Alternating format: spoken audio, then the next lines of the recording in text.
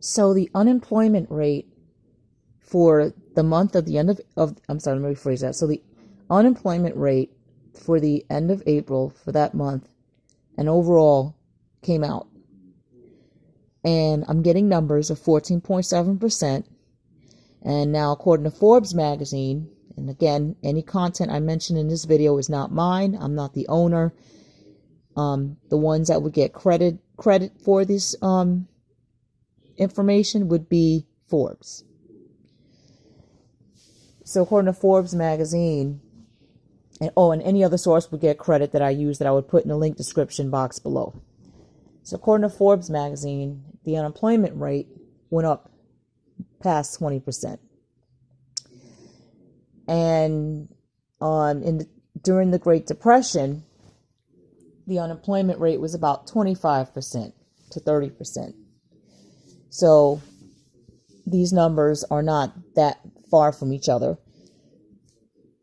And we could be very well, and this is my opinion, looking at another depression. Now, a lot of people are scared to work, and some people want to go to work. So when I say a lot of people are scared to work, as I told you this before, they're not like too comfortable to go out in public, but they want to work from home. And you have a group of people that do want to work, but you have a small number that don't want to work. So, I mean, like I said, there's still a lot of people that are scared to work, but they want to earn money. So they're willing to work as long as there are certain protocols in place, like wearing a mask and such. And then you have a growing number of people that are going to surpass those that want to work and have protocols in place. So you a growing number of people that do want to work. They're scared, but I guess they're getting tired of being in quarantine, that they just want to get out of the house. So it seems like, yes, they're scared to work and desperate at the same. Let me rephrase that. They're scared to work, but they're more desperate to get out of the house. And you have a certain number of people that think that the coronavirus is not a real virus, that it's just made up, when it's actually not. And a lot of individuals that are quarantined to stay in the house are getting very restless. That they're starting to be like violent incidents across the country. I don't know if you've seen in the news that there was this man, an employee that worked at the Dollar General, and 2 or 3 people that were getting ready to enter the store didn't have a mask on, and the security guard told them that they have to have a mask, and they shot him. And another incident in a Walmart store where a woman was tackled by security for not wearing a mask. So the violent incidents seem to be going up because people are getting frustrated about staying home. And like I said, there are a group of people that want to work, but they're just scared. And you have a group of people that are getting tired. And these people that are scared to work are getting tired of staying home. So it's like, yeah, they're getting tired of staying home, but they're getting desperate. They're getting desperate because they don't have, their bills are piling up. They don't have a steady income. Like, unemployment's only going to last for so long. And they need food and they need sustenance. And they also want the old way back, like the normal life that we had back. And I'm just going to be honest with you. I don't think we're going to see that normal life back anytime soon. Like, this is a new norm, unfortunately, and a lot of people are not accepting that. So it's not sitting well with them. And so they're reacting in different ways. And a lot of those ways is violent. Not everybody, but I'm noticing a lot of violent incidences are piling up. So here's the thing. These people that want to go back to work, there's not enough jobs for the jobs that they desire. But there are, for right now, available jobs in the essential job sector. But what I believe is going to happen is that those jobs are going to be filled, like with those that want to work and that need income. they're going to fill up those spots. And what's going to happen is that more people are going to be furloughed and laid off that haven't been laid off yet. You know, the ones that work from home, they're going to be laid off. The unemployment rate is going to skyrocket even more, and then those essential jobs are going to become scarce because they're going to be already filled up. Right now, they're available, but a lot of unemployed people are not taking advantage of it, but that availability is going to be gone. And from my understanding, there have been individuals that have been applying for essential jobs and have been getting hired. So we're going to have like a shift where at one point there was enough essential jobs, right? The two people were so many people were scared to apply for them. But now there's not going to be enough essential jobs because people are going to get so desperate that they need income that they are going to apply for it. And those jobs will be filled. So what's going to happen is those that are working from home, the reason why a lot of the essential jobs are full, it's like I said, not enough people are applying. Some people are working from home, some people are scared. But like I said, they're going to get desperate.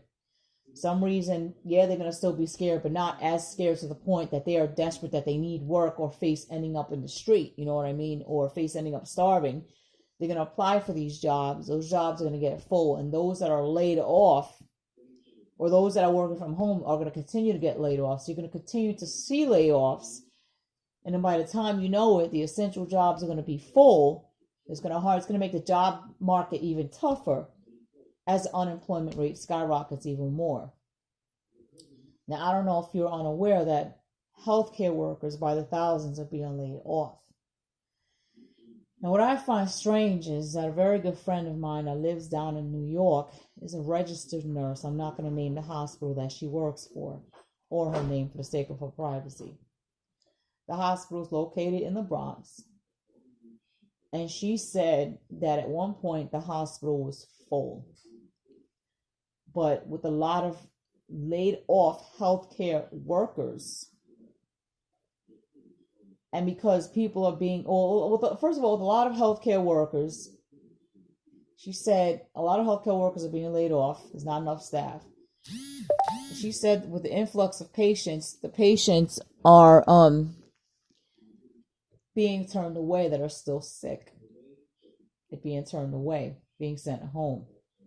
That's number one. That's causing cash flow problems to these hospitals. Number two, patients that are quarantined and all these procedures, like surgical procedures, are being put on hold because of the coronavirus. That's causing another cash flow problem because no patients, no cash flow for the hospitals. The hospitals cannot sustain or sustain itself financially. Now you might say, what about all these coronavirus patients that have been coming in and out?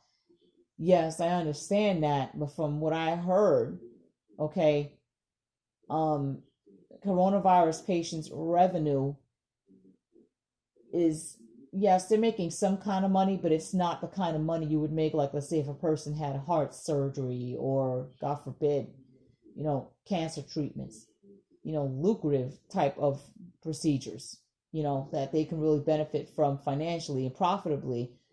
They're not making that much money. Plus, you might hear that the decline of patients going into hospitals that have coronavirus, a lot of people thinking, the curve is flattening. The curve is flattening. If it is, the death toll would not be rising. That's my opinion.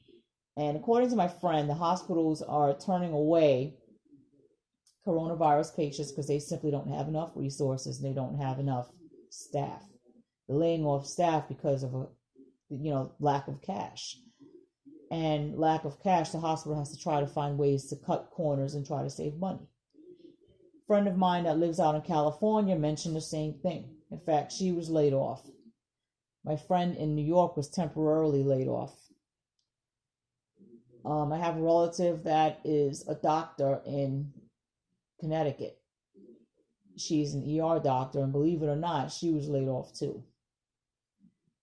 So I can't understand why, for the life of me, if this threatening virus is out there, why these people are being laid off. I mean, I explained to you what happened. To me, it doesn't make any sense. But I explained to you that, they don't have enough patients. And you might say, well, they had all those coronavirus patients. Yes, they did. But like I said, the monies that they receive from the coronavirus patients isn't enough to sustain an entire hospital. You know, it's expensive to operate one hospital. So it's not enough to keep a hospital going. Like I said, a hospital survives on large procedures like heart surgery, brains, things like that. And a lot of those procedures are on hold because of what's going on. And it's not on hold because the hospitals want this to happen. It's on hold because, like I said, a lot of procedures were placed on hold because these are guidelines that the government itself put in place. Now, if you ask me, I think something more is going on. I'm not a conspiracy theorist, but it looks like to me that there's some type of financial attack on the U.S. economy.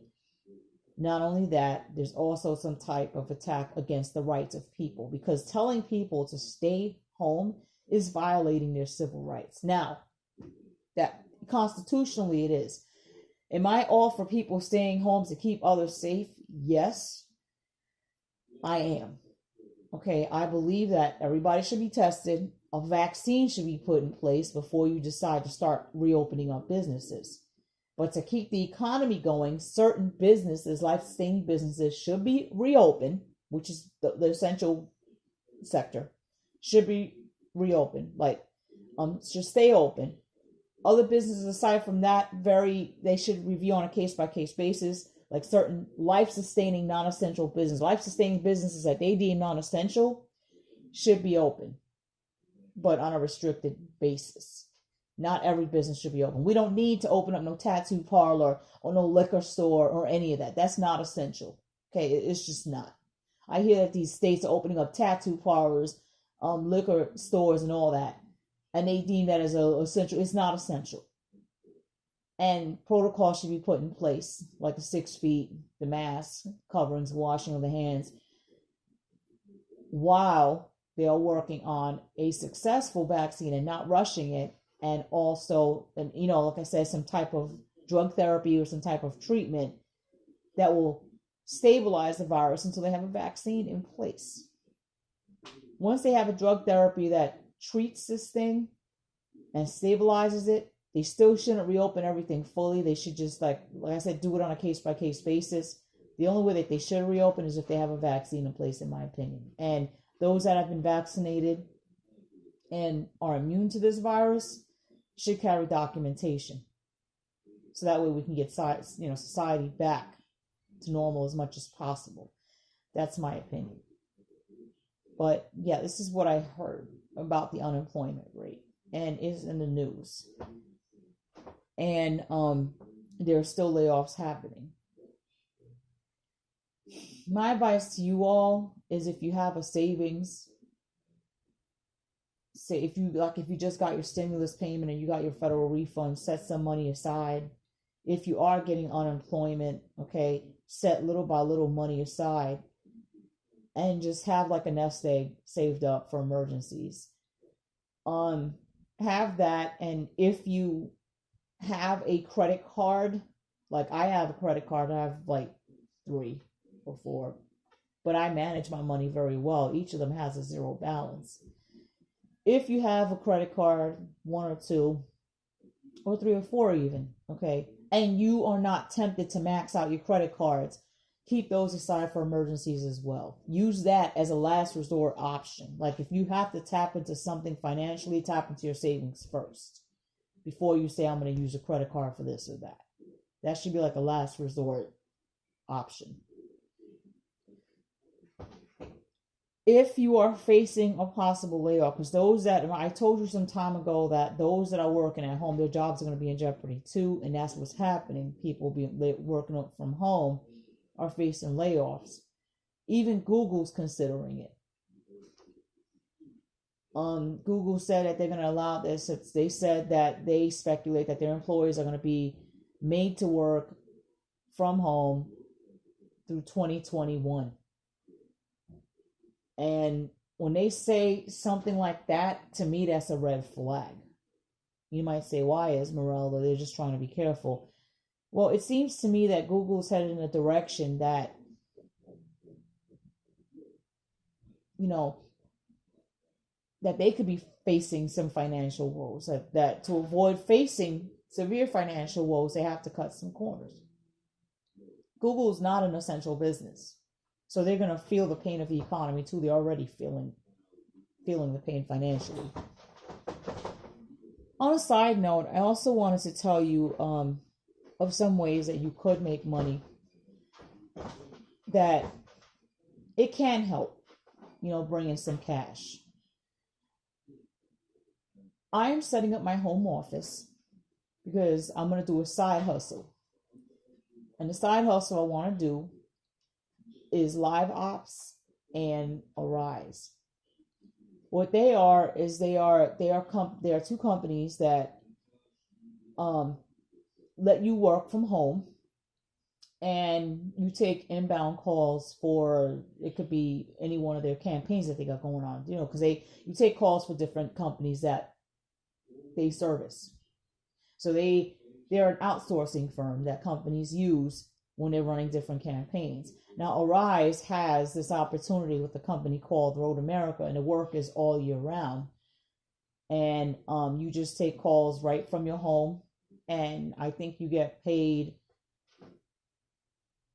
$11.50 an hour or 31 cents a minute a call. And then for Live Ops, you get paid. The campaign that I'm going to be on with them is going to be about 4 or 5 months, and they'll have another opportunity that'll come along. With Arise, it's all year round. Live Ops, they have campaigns that are some are all year round, some are 4 or 5 months, gap or blockages. Let me say that. Windows. That's the word I'm looking for. So you take inbound calls. You're not doing any sales or anything. You are considered a 1099 employee. And with Live Ops, you get paid weekly. With Arise, I believe it's every 2 weeks, and they do direct deposit and everything. With the Live Ops, I'm supposed to start that class on May 26th, and with Arise, I'm supposed to start that on June 1st. And I just have to make sure that the training schedule doesn't overlap with my work schedule, because I have a full-time job as well. So if all works out, I would be doing those 2 side hustles in addition to my full-time job. And so I'd be pulling money in from that respect as well. And I'm also getting my doctorate degree. I have a master's degree. I'm getting my doctorate degree. So yeah, my plate's a little full. So, I just wanted to let you know that, I don't know how this is going to work. I heard positive things about these 2 companies. So I'm going to try it out. And I will let you know how it goes. And if it goes well, I will do a video tutorial showing you the systems that I have and how I set up my home office and all of that good stuff. I found a computer on Amazon. It has a dual monitor, and it's for those working from home. Whether you're working from home for a company or whatever the case may be. And $699. So I have an Amazon store card, and I was going to put that on my store card and then pay half of it with my check from work this week coming up, and then pay the rest of it the following week. That way I have a zero balance on that card, because right now I have a zero balance, but they're offering like 25% cash back, so that's pretty good. So I was going to do that to order this system. Going back to the Live Ops and Arise, you would be considered a 1099 employee. So that means that when you apply, you still have to undergo a background check and such. And then when they have an opportunity available, they'll let you know. You have your home office set up and stuff like that. And they say that this is considered your own business. Because you're a 1099 employee. So you're self-employed, so you're like your own boss. That's where the business aspect comes from. So when you apply for them, you're applying as a sole proprietorship. So you would get a tax identification number for your business or whatnot. And again,